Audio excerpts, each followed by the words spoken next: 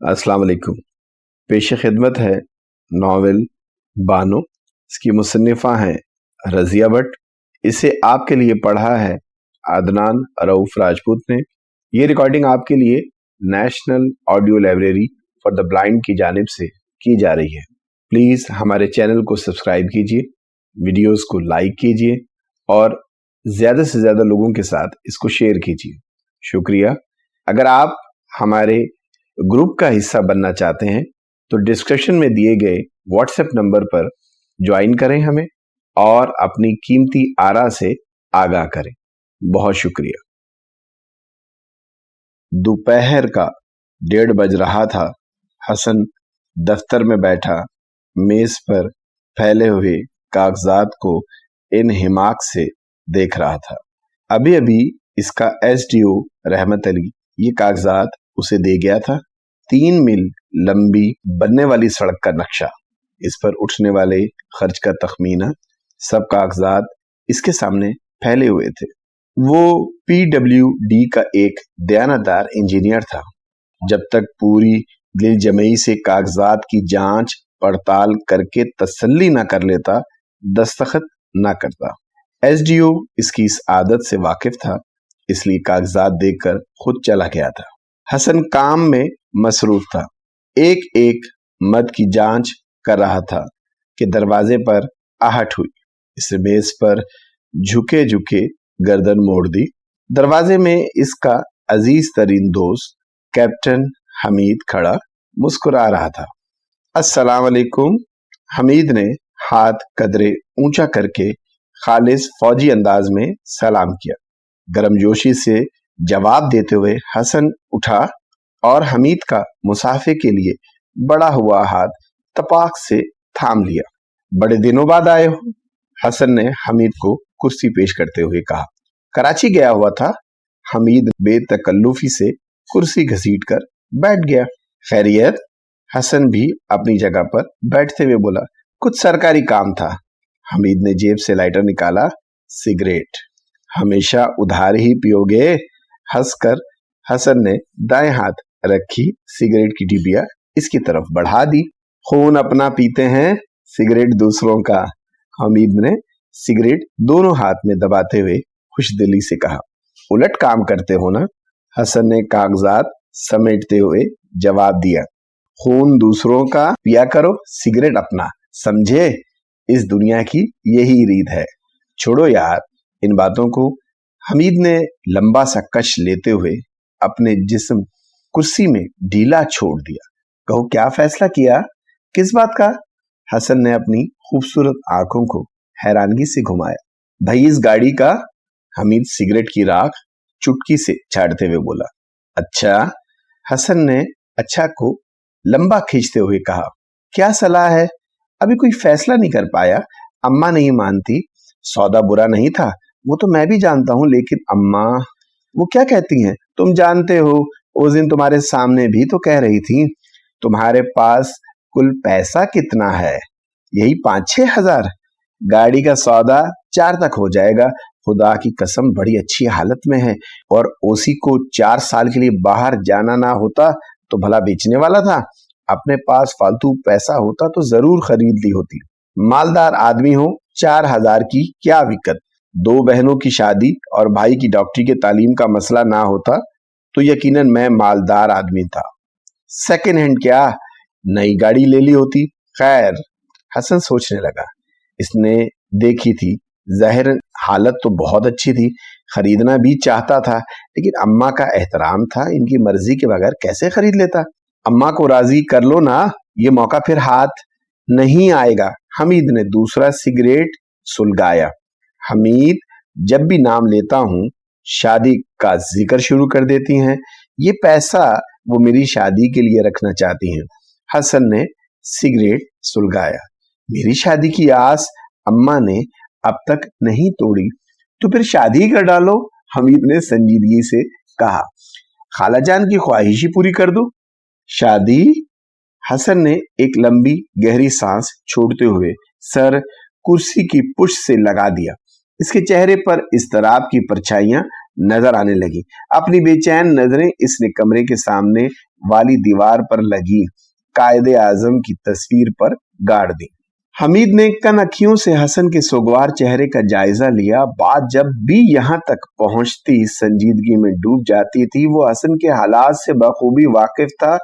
दोनों की दोस्ती इस वक्त से थी जब हसन लुधियाना से इंजीनियरिंग कॉलेज में दाखिला लेने लाहौर आया था। ये दोस्ती अब तक बड़े खुलूस से निभे जा रही थी। हमीद हसन को दिलगीर देखकर हमेशा बेचैन हो जाया करता था। इसकी तसल्ली व तशफ़ी के लिए कभी हंसी मजाक का सहारा लिया करता था, कभी संजीदा सी तकरीर का। और हसन ने अपने जख्मों पर हमीद की बातों से मरहम का, ठंडक का एहसास किया था। लेकिन आज हमीद ने हसन से खुलकर बात करने और इसे किसी आखिरी फैसले तक पहुंचाने का तहैया कर लिया। हसन की सोगवार खामोशी चंद मिनट तो गवारा की, लेकिन रह न सका। मेज पर जोर से मुक्का मारते हुए कहा, ए मियां, हम भी यहाँ हैं। हसन ने उसकी तरफ देखा, जबरन मुस्कुराया, फिर खामोशी से सामने फैले हुए फाइल समेटने लगा। भाई ये बात कतन गलत है। हमीद ने तीसरा सिगरेट सुलगाया। हसन ने सवालिया नजरों से उसकी तरफ देखा। चलो आज मैं खुद खाला जान के पास चलता हूँ। किस लिए? हर बात के आखिरी फैसले के लिए। यानी ये कि गाड़ी खरीद ली जाए, यानी तुम्हारी शादी का आखिरी फैसला कर दिया जाए। यूं हवा में कब तक मुअल्लक रहोगे? सच कहते हो? हसन ने फाइल एक तरफ करके कोहनिया मेज पर टिकाते हुए हाथ के प्याले में ठोडी रखते हुए कहा। वो बेहद संजीदा नजर आने लगा था। अम्मा भी सच्ची हैं। गृहस्थी का बार अब इनकी हिम्मत पर बार है। सोचता हूं अपने लिए ना सही, अम्मा के लिए ही सही शादी ही कर लूं। हमीद कुर्सी पर सीधा होकर बैठ गया। कदरे हैरान भी हुआ। हसन के मुंह से शादी कर लेने का इकरार, गो मुतजब्बब सही, यही बात तो आज वो लड़ झगड़ कर, रोब डालकर इससे मनवाने का तहैया कर रहा था। तुम्हें जरूर शादी कर लेनी चाहिए हसन। वो जल्दी में और कुछ भी ना सोच सका। हसन मुस्कुराया, जैसे किसी पुराने जख्म का मुंह फिर से खुल गया हो। सोचता हूं, लेकिन अमली कदम उठाने की जरूरत नहीं होती हमीद। इसने गहरी आह भरी। इस सोच से जुर्म का सा एहसास होने लगता है। तुम क्या जानो, पुराने जख्म का मुंह फिर से खुला। हमीद हसन के खूबसूरत चेहरे को देखने लगा। खूबसूरत चेहरा जिस पर हर वक्त मुंजमद सी उदासी की कहर छाई रहती थी। इस उदासी की कहर ने हसन की वजही शख्सियत को पुरवकार बना रखा था। चंद लम्हे खामोशी में गुजर गए, फिर हसन को जैसे गिरदोपेश का एहसास हुआ। घड़ी पर नजर डाली और फिर मुतबस्सम आंखों से हमीद को देखने लगा। इतने दिनों बाद आए हो, कोई अच्छी बात सुनाओ। कहो कराची कितने दिन रहे? ये चक्कर कैसा रहा? मुझे चक्कर देने की कोशिश ना करो, हमीद ने सिगरेट फेंकते हुए कहा। चलो घर नहीं चलते, छुट्टी का वक्त तो हो रहा है, थोड़ा सा काम बाकी है। तुम चंद मिनट खामोश बैठे रहो, मैं ये फाइल देख लूं। अखबार है, मंगवा देता हूं। हसन ने घंटी बजाई। चपड़ासी अंदर आकर मौदबाना अंदाज में खड़ा हो गया। चाय पियोगे? हसन ने हमीद से पूछा। हमीद ने नफी में सर हिला दिया। क्यों? हसन ने मुस्कुराकर कहा, नहीं यार, चाय पी ली तो खाने की गुंजाइश नहीं रहेगी। खाना घर चलकर ही खाएंगे। अच्छा, हसन ने कहा। चपड़ासी को मुखातिब करते हुए बोला, दूसरे कमरे से अखबार ले आओ। बेहतर साहब। चपड़ासी चला गया। हसन ने फाइल खोली, अपने काम में मसरूफ हो गया। चपड़ासी के आने तक हमीद कभी गुनगुनाता, कभी उठकर कमरे में टहलता, कभी दीवार पर लगी कायदे आजम की तस्वीर को अकीदत से देखता। हसन ने 15-20 मिनट में अपना काम खत्म कर लिया। फाइल बंद करते हुए इसने हमीद की तरफ देखा, जो एक कुर्सी पर टांगे रखे इत्मीनान से अखबार देख रहा था। चलो उठो, हसन कुर्सी हटाते हुए बोला। मैं तुम्हारे यहाँ चलूंगा, हमीद ने अखबार एक तरफ रखते हुए कहा। जरूर जरूर, अम्मा बहुत खुश होंगी। आज मैं इन्हें जरूरत से ज्यादा ही खुश करूंगा। क्या मतलब? तुम्हारी शादी का आखिरी फैसला इन्हें सुना दूंगा। अभी नहीं हमीद, मुझे अच्छी तरह सोच लेने दो। अम्मा से तुमने कह दिया तो दिन रात सोचने की कोई बात नहीं। तुम्हें खाला जान की खातिर शादी करना होगी। कह चुका हूं ना, इनकी खातिर ही सोचता हूं, लेकिन जब अमली कदम उठाने का ख्याल आता है तो रूह लरस जाती है। यूं लगता है जैसे मैं बानों से गद्दारी का सोच रहा हूं। یہ تمہاری محبت کی انتہا ہے جو وہم بن چکی ہے، ورنہ اس نے گہرے افسوس کا اظہار کرتے ہوئے گمبھیر آواز میں کہا، بانو خدا مغفرت کرے، 5 سال ہو رہے ہیں انہیں اس دنیا سے رخصت ہوئے۔ محبت میں وفاداری اور غداری تو زندگی کی باتیں ہیں حسن، موت کے بعد سب کچھ ساکت و جامد ہو جاتا ہے۔ شاید تم سچ کہتے ہو، لیکن میں اس دل کا کیا کروں حمید؟ اس کی موت کے باوجود احساس زندہ ہے۔ کہہ چکا ہوں کہ یہ محبت کی انتہا ہے جو اب وہم بن چکی ہے۔ حمید نے اس کے کندھے پر ہاتھ رکھ کر محبت بھرے لہجے میں کہا، تم عملی قدم اٹھانے کی ہمت کرو، وقت بہت بڑا حکیم ہے، ہر زخم پر پہار رکھ دیتا ہے، لیکن کچھ زخم ایسے بھی ہوتے ہیں حمید جو پھاہے سے بھی دکھ جاتے ہیں۔ حمید سے حسن کی بات کا کوئی جواب نہ بن پڑا، بالوں میں انگلیاں پھیرتے ہوئے ہونٹ کاٹنے لگا۔ چلو حسن نے اس کا کندھا ہلاتے ہوئے کہا، اماں انتظار کر رہی ہوں گی، چلو۔ حمید نے قدم اٹھایا، دفتر سے نکل کر دونوں موٹر سائیکل پر بیٹھے اور گھر کی طرف چل دیے۔ دوپہر کے باوجود دسمبر کی ہوا بڑی یخ بستہ تھی۔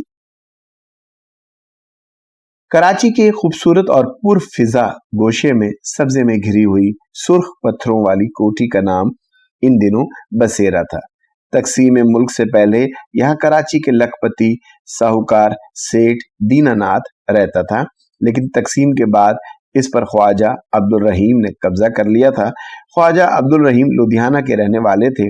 جالندھر میں کپڑے کی معمولی سی دکان تھی، ایک چھوٹا سا مکان بھی خرید لیا تھا، اپنے بیوی بچوں سمیت بخیریت پاکستان پہنچے تھے۔ فسادات کی آگ کی لپٹ ان کے دامن تک پہنچنے کو تھی کہ ایک ہندو دوست کی وسطات سے جانیں بچا کر سرحد پار کر لی۔ چند ماہ لاہور میں قیام کرنے کے بعد قافلے کے ساتھ کراچی آ گئے۔ ان دونوں افراتفری کا عالم تھا، جسے جہاں جگہ ملی سر چھپا لیا۔ جو تیز ترار تھے اچھی جگہوں پر قابض ہو گئے، جو روادار تھے رواداری میں مارے گئے۔ خواجہ عبد الرحیم کے کئی عزیز فسادات کی نظر ہو گئے تھے، لیکن وہ خود بال بچوں سمیت صحیح و سالم پاکستان پہنچ گئے تھے۔ اس کے لیے حواس بجا تھے اور ذہن بھی بیدار۔ سیٹھ دینا ناتھ کی 16 کنالوں میں بنی سرخ کوٹھی میں پناہ لی۔ سیٹھ کی رکھی رکھائی ہاتھ لگی، حوصلہ بلند ہوا۔ کاغذات کچھ ساتھ لائے تھے، کچھ ادھر ادھر سے بنوا لیے۔ کوٹھی اپنے نام الاٹ کروا لی۔ کپڑے کا کاروبار کرتے تھے، لہٰذا کپڑے کی ایک بہت بڑی دکان کا قبضہ لینے میں بھی کامیاب ہو گئے۔ بندر روڈ کی دکانوں کا مختار نامہ بھی لے لیا۔ دماغی اور جسمانی محنت سے کام کو ترقی دی اور اب 5 سال کے قلیل عرصے میں وہ اس جگہ پہنچ گئے جہاں ان کا شمار شہر کے امیر آدمیوں میں ہونے لگا۔ لدھیانہ کا کوئی عزیز یا جالندھر کا کوئی واقف کار ملتا تو خواجہ عبد الرحیم کو پہچاننا مشکل ہو جاتا۔ دبلے پتلے گندمی رنگت کے خواجہ صاحب اب موٹے تازے سرخ و سفید آدمی تھے۔ یہی حال ان کی بیگم سلطانہ کا تھا۔ ڈھیلے ڈھالے جسم والی سلطانہ اب اچھی خاصی اسمارٹ عورت تھی، خوش شکل پہلے ہی تھیں، اب دولت کی فراوانی اور پرسکون زندگی سے چہرے پر خوب نکھار آ گیا تھا۔ خوش گفتار بھی تھیں، اپنے حلقے میں بڑی مقبول تھیں، سماجی کاموں میں خوب دلچسپی لیتی تھیں۔ اللہ کا دیا سب کچھ تھا، اس لیے چندہ دینے میں بھی بہت مشہور تھی۔ ایک لڑکی اور 2 لڑکے کے صاف ستھری اولاد تھی۔ رابعہ نے اسی سال BA کیا تھا، خالد FA کے آخری سال میں تھا اور راشد 7ویں جماعت کا طالب علم تھا۔ سلطانہ قابل رشک زندگی گزار رہی تھی، کوئی فکر کوئی غم نہ تھا۔ اگر کوئی خیال ذہن پر تھا تو وہ رابعہ کی شادی کا۔ رابعہ اچھے نقش و نگار کی صحت مند لڑکی تھی، 19واں سال پورا ہو چکا تھا، BA کے بعد تعلیم ترک کر دی تھی۔ ان دنوں اس کا شغل گھر کی سجاوٹ تھا، کبھی ڈرائنگ روم کی ترتیب بدل رہی تھی اور تو کبھی ڈرائنگ روم کی، کبھی امی ابا کے کمرے کی شامت آئی تو کبھی بھائیوں کے کمرے کی۔ پھول سجا رہی ہیں، پردے بدل رہی ہیں، قالین اس کمرے سے اس کمرے میں ڈلوا رہی ہیں، صوفوں کے نئے نئے ڈیزائن کے کشن بنا رہی ہیں۔ سلطانہ بیٹی کو دیکھ دیکھ کر خوش ہوتی۔ لاڈ پیار اپنی جگہ، پرائے گھر کی اس امانت کو ہر کام میں ماہر دیکھنے کی حامی تھی۔ یہی وجہ تھی کہ رابعہ خانساموں کے ہوتے ہوئے بھی اکثر باورچی خانے میں دکھائی دیتی اور سلائی دینے کی حیثیت ہوتے ہوئے بھی اکثر مشین پر جھکی اپنی قمیضیں سیاں کرتی۔ ہر ماں کی طرح سلطانہ بھی اپنی بچی کے لیے اچھے بر کی خواہش مند تھی۔ رشتوں کی اسے کوئی کمی نہ تھی۔ ایک خوش شکل تعلیم یافتہ لڑکی جس کے لیے والدین کی اونچی حیثیت کا کشش انگیز سہارا بھی ہو، رشتوں کی کمی کے سوال ہی نہیں ہوتا۔ ख्वाजा साहब के कई मिलने वाले और सुल्ताना की सहेलियों के कई भाई भतीजे मौजूद थे, फिर भी जाने क्यों सुल्ताना का दिल कहीं हामी भरने को नहीं चाहता था। ख्वाजा साहब से जब भी इस सिलसिले में बात होती तो वो इन लोगों का नाम गिनवाने लगते जो इन्हें इस सिलसिले में पूछ चुके होते। वो दिसंबर की खनक शाम थी। आज ख्वाजा साहब घर पर ही थे, ड्राइंग रूम में बैठे अखबार देख रहे थे। सुल्ताना अभी अभी बेगम रऊफ के हाथ से आई थी। आज बेगम रऊफ ने राबिया का हाथ अपने छोटे भाई के लिए मांगा था। बात पहले से हो रही थी, लेकिन बेगम रऊफ ने बड़े इसरार से रिश्ते की बात की। सुल्ताना भी ड्राइंग रूम में आ बैठी। इधर उधर की बातों के बाद बेगम रऊफ का जिक्र छेड़ दिया, फिर ख्वाजा साहब से रिश्ते की बात करने लगी। घराना तो अच्छा है, ख्वाजा साहब ने अखबार एक तरफ रखते हुए कहा। हाँ, घर बार तो अच्छा है, सुल्ताना ने कुछ सोचते हुए कहा। लड़का भी मैंने देखा है, खासा खूबसूरत है, लेकिन मेरा दिल नहीं मानता। ख्वाजा साहब ने सुल्ताना की बात जनाना आवाज में दोहराई। ये बात तो है। सुल्ताना हंस पड़ी। समझ नहीं आता बेगम, ख्वाजा साहब संजीदगी से बोले। तुम्हारा मतलब क्या है? अच्छे से अच्छा रिश्ता दिल नहीं मानता कह कर रद्द कर देती हो। आखिर क्या सोचकर ऐसा करती हो? बस तसल्ली नहीं होती। जाने कहां से आए हुए लोग हैं, कैसे कैसे खानदानों से ताल्लुक रखते हैं, किसी के आगे का पता है तो पीछे का नहीं। बस यही सोचती रहती हूँ। अपनी एक ही तो बेटी है, कश्मीरी खानदान से बाहर तो मैं करने की नहीं। ख्वाजा साहब चंद लम्हे खामोश रहे, फिर आहिस्तगी से बोले। लड़का शरीफ और बासलाहियत होना चाहिए, खानदान खुद ही बन जाता है। सुल्ताना ने सर को नफी के अंदाज में जुम्बिश दी। अच्छा भाई, जैसे तुम्हारी मर्जी। ख्वाजा साहब ने जैसे हथियार डाल दिए। खानदान ही परखती रहना, अपने खानदान में हो जाए तो क्या बुरा है। सुल्ताना ने चंद लम्हे के तजब्बुब के बाद कहा। अपने खानदान में? ख्वाजा साहब ने नए सिरे से दिलचस्पी लेते हुए बोला। कौन है तुम्हारी नजर में? अपना हसन जो है, सुल्ताना ने जल्दी से कहा। खूबसूरत, लायक, शरीफ और फिर अकेला। ख्वाजा साहब सोच में पड़ गए। हसन इनकी बड़ी बहन का एक अकलौता बेटा था, खूबसूरत भी था, लायक भी था, शराफत में भी कोई शक ना था, लेकिन इन्हें इस हादसे का इल्म था जो हसन पर गुजर चुका था। मैं तो पिछले साल इसे देखता था, माशाअल्लाह क्या शक्ल सूरत निकाली है, सारा बाप की तरह निकल आया है। सुल्ताना के लहजे में बड़ा प्यार था, लेकिन वो तो बानो। ख्वाजा हिचकिचाए। छोड़िए जी, सुल्ताना जैसे इस बात का जवाब तैयार कर चुकी थी। वक्त वक्त की बात होती है, मरने वालों के साथ कोई मर नहीं जाता और जिंदा होते हुए जिंदगी का साथ भी नहीं छूट सकता। बानो बेचारी फसादों ही में शहीद हो गई। नया नया सदमा था ना, अब तो इस बात को 5 साल गुजर चुके हैं। इसके नाम पर बैठा थोड़ी ही रहेगा। रशीदा आपा तो सुना है लड़की तलाश कर रही हैं। तुम्हें किसने कहा? पिछले दिनों सफिया आपा जो लाहौर से आई थी। फिर हम कोशिश क्यों ना करें? गैर थोड़ा ही है, अपना बच्चा है। ये बात हो जाए तो मेरे लिए इससे बढ़कर और क्या खुशी हो सकती है। लेकिन पहले आपा का अंदिया मालूम कर लेना चाहिए। वो तो कर ही लूंगी। दिसंबर की छुट्टियों में लाहौर जाने का प्रोग्राम तो है नहीं। बातचीत का सिलसिला यहीं रुक गया क्योंकि साथ वाले कमरे से राबिया अंदर आ रही थी। इसके हाथ में सिलाइयां और ऊन का गोला था। हल्के सिलेटी रंग का स्वेटर वो अपने अब्बू के लिए बुन रही थी।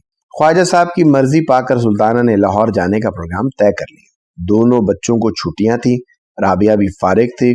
10-15 दिन के लिए जाना था। यूं भी ज्यादा अजीज लाहौर ही में आकर आबाद हुए थे। साल में एक बार इनसे मिलने जाया करती थी, लेकिन इस बार जाना तो एक खास मकसद का हामिल था। पहले अकेले जाया करती थी, अब राबिया को भी साथ ले जाना चाहती थी, लेकिन राबिया लाहौर जाने पर रज़ामंद न थी। आप नासिर और राशिद के साथ चली जाएं, मैं घर पर ही रहूंगी।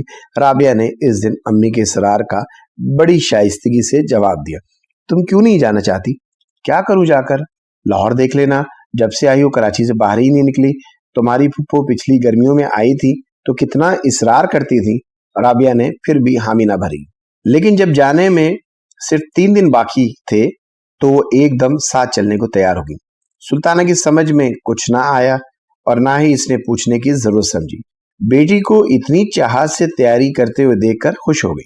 बात दरअसल ये थी कि उस दिन राबिया अम्मी के कमरे में जाने को थी कि अब्बू और अम्मी की बातें सुनकर बाहर रुक गई। हसन और राबिया के बंधन का जिक्र हो रहा था। सुल्ताना हसन की शख्सियत और वकार की बातें कर रही थी।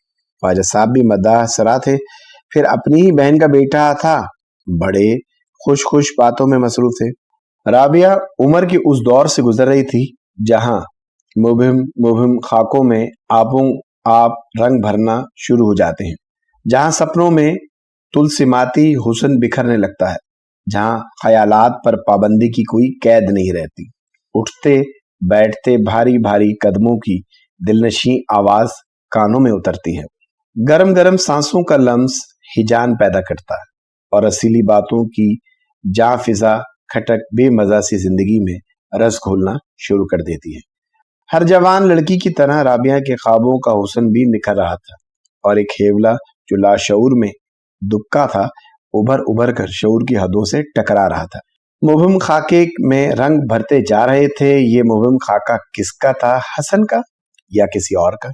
राबिया लाशऊरी तौर पर इन सवालों के जवाब पाने की मुतमन्नी थी और इसके अचानक लाहौर जाने के लिए आमादगी के पस पर्दा इन सवालों का जवाब पाने की तमन्ना ही थी।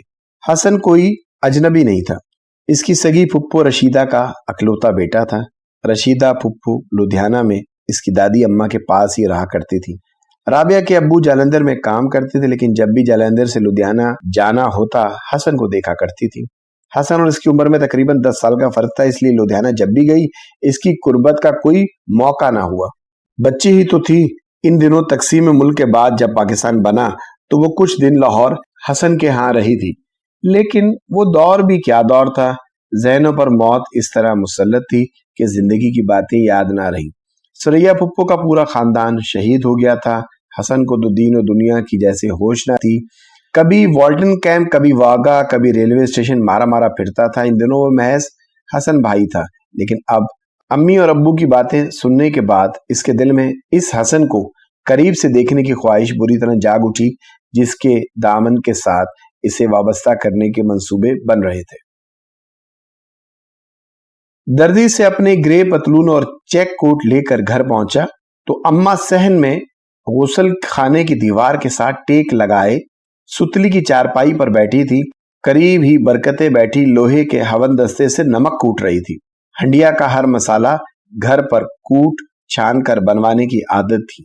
सांवले रंग की दुबली पतली बरकतें बड़ी जोर जोर से हाथ चला रही थी। इर्द गिर्द नमक के टुकड़े बिखरे थे। सामने थाल में कोई हल्दी थी।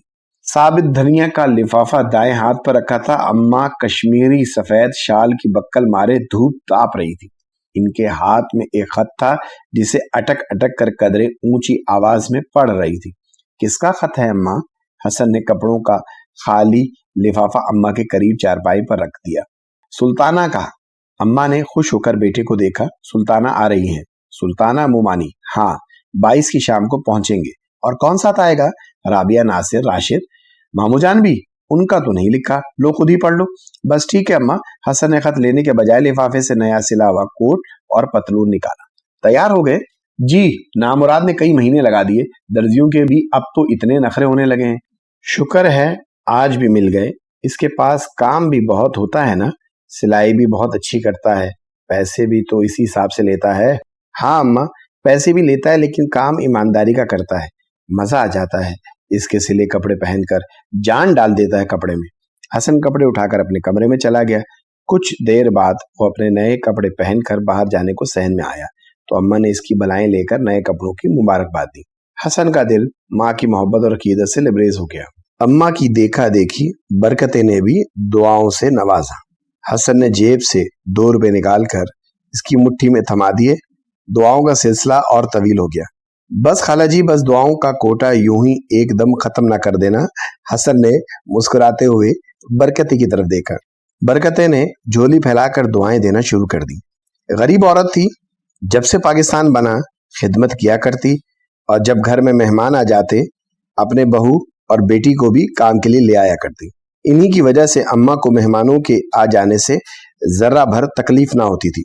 अम्मा, मैं शाम को वापस आऊंगा, हसन ने बाहर जाते हुए कहा। जरा देर हो जाए तो फिक्र ना कीजिएगा। कहाँ जा रहे हो? हमीद ने बुलाया है। क्यों, आप जानती तो हैं अम्मा। हसन मुड़कर अम्मा के करीब आ गया। बड़े जिद्दी हो। अम्मा प्यार से बोली। आप बड़ी अच्छी हैं। हंसते हुए वो इनके करीब बैठकर बोला। कितने का सौदा होगा? 4, शायद कम भी हो जाए। अम्मा, बड़ी अच्छी गाड़ी है, खूब खूब सैर कराया करूंगा आपको। चल हट, अभी मोटरसाइकिल काम दे ही रहा था। ऐसी भी क्या जरूरत थी गाड़ी की? 4 पैसे पास रहते तो अच्छा ही था। अम्मा, 2000 में मोटरसाइकिल जा रहा है, इसके तो अब कुल पुर्जे भी ढीले हो गए हैं। 2000 में अच्छा बिक जाएगा, है ना अम्मा? हसन ने बड़े लाड से अम्मा के घुटने पकड़ लिए। चल हट, माँ ने प्यार से कहा। कल गाड़ी आ जाएगी अम्मा, खुदा मुबारक करे। अम्मा आप रजामंद है ना? तेरी जिद का क्या करूं? देखे ना अम्मा, हसन ने रुख बदला। गाड़ी के बड़े फायदे हैं, और हाँ वो सुल्ताना मोमानी भी आ रही है ना, किस शान से लेने जाएंगे हम इन्हें स्टेशन से, खूब सैर कराएंगे इनके बच्चों को गाड़ी में। अम्मा मुस्कुराती रही। देखे ना कितनी बुरी बात होगी, वो लोग तो अब गाड़ी के आदी हैं, टैक्सियों और तांगों में इन्हें घुमाना फिराना अच्छा लगता है भला।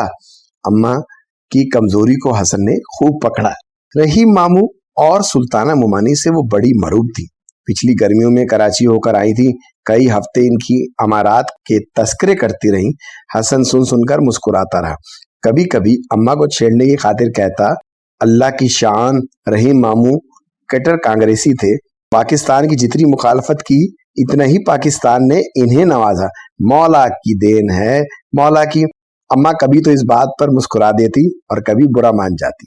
तू क्या गड़े मुर्दे खेलने बैठ जाता है, अल्लाह का दिया है ना। मेरा दिल तो बाग बाग हो जाता है। क्या शान शौकत और ठाट बाट, जाकर देखो तो सही। अम्मा को तो राबिया भी बड़ी पसंद आई थी। 4 साल में लड़कपन जवानी से मुतसादिम होकर अपना अपना रंग निकाल चुका था। यूं भी आदत की अच्छी थी, घरेलू किस्म की लड़की ही तो इनकी कसौटी पर पूरा उतरती थी। लेकिन पसंद और ख्वाहिश को दिल में दबाया था। एक तो हसन शादी के नाम से ही बिदकता था, बानो की याद को मताए हयात बनाए बैठा था। दूसरा भाई की माली हैसियत देखकर भी खामोश हो गई थी। 16 केनाल की खूबसूरत आरास्ता कोठी के सामने इनकी 10 मरला के मकान की क्या दिक्कत। ये मकान भी हमीद की कोशिश से अलाट हो गया था, वरना हसन पर होता तो अब तक किराए के मकानों में ही गुसर बसर होती। खुदा जाने राबिया के लिए इन्हें किस लखपति का रिश्ता मतलूब हो, यही सोचकर खामोशी का सहारा ले लिया था। सुल्ताना के साथ राबिया भी आ रही थी। अम्मा के दिल के किसी खुफिया गोशे में पसंद और ख्वाहिश बनकर बेदार हो रही थी। क्या अजब हसन राबिया को पसंद कर ले। गो ये बात मशकूक सी थी। हसन का इंतखाब बानो थी और अम्मा को एतराफ था कि बानो जैसी बेटियां माए रोज बरोज नहीं जनती। ताहम राबिया भी अच्छी लड़की थी। बानो मौत थी, राबिया जिंदगी। जिंदगी को अपना सकती थी। अम्मा ने राबिया के लाहौर आने से पहले ही शऊरी और लाशऊरी तौर पर तमहीदें बांधना शुरू कर दी थी। ये दूसरी बात है कि हसन इनके इशारे को एक बार भी ना समझा।